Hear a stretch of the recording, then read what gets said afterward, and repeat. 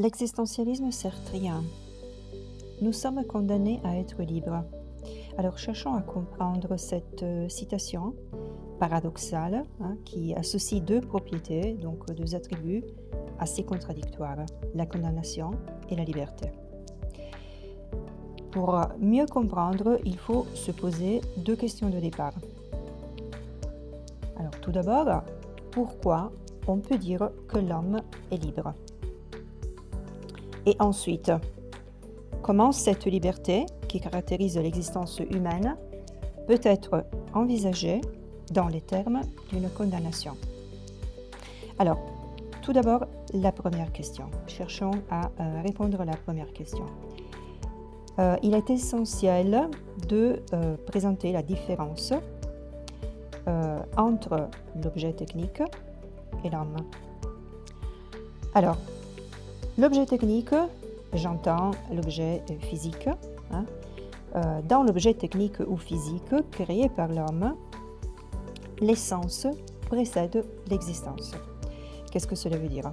L'objet est conçu dans la tête de l'artisan, de l'artiste, avant d'être porté à l'existence, donc avant d'être réalisé physiquement. Donc, sa nature, son essence, précède l'existence. Alors, chez l'homme, donc en ce qui est de la nature humaine, il y a deux perspectives.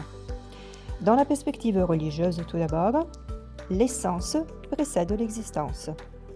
On suppose là un Dieu créateur qui porte à l'existence le monde et l'homme. Donc, Dieu, la divinité, est vu comme un artisan, un artiste qui crée l'homme, qui réalise l'homme d'après cette conception. Selon l'existentialisme athée sartrien, l'existence, en revanche, précède l'essence. Donc, c'est-à-dire que l'homme est l'avenir de l'homme même. L'homme est un projet réalisé par l'homme. Donc, l'existentialisme athée sartrien porte à l'action, conduit à l'action, qui est une valeur suprême pour Jean-Paul Sartre. Donc, selon l'existentialisme athée sartrien, l'homme existe d'abord et il invente ensuite sa nature à chaque fois qu'il agit. Selon le grand philosophe, le maître à penser de la seconde moitié du XXe siècle, il n'y a pas de nature humaine qui ferait que l'homme est destiné à devenir tel ou tel autre. Cela présuppose donc que la condition humaine se caractérise par une radicale liberté. Dès lors, comment cette liberté peut-elle être envisagée dans les termes d'une condamnation? Et donc on va répondre à la deuxième question de départ. Alors, si c'est la liberté qui caractérise la condition humaine, on peut aussi dire que ce qui la caractérise est la responsabilité. Si l'homme est radicalement libre, il est toujours responsable de ce qu'il fait. Or, il doit assumer tout ce qu'il fait, ce qu'il devient par ses actes. Il y a une autre citation très importante de Jean-Paul Sartre. Seuls les actes décident de ce que l'on a voulu. Donc l'action. C'est seule l'action et le courage qui comptent. Donc il doit assumer tout ce qu'il fait, ce qu'il devient par ses actes, mais il peut être parfois plus facile, reconnaît Sartre, en tant qu'homme et femme, de se déresponsabiliser et de vouloir donc rejeter la responsabilité sur quelque chose d'autre en utilisant différentes tactiques pour se débarrasser de cette condition de liberté totale et de responsabilité radicale.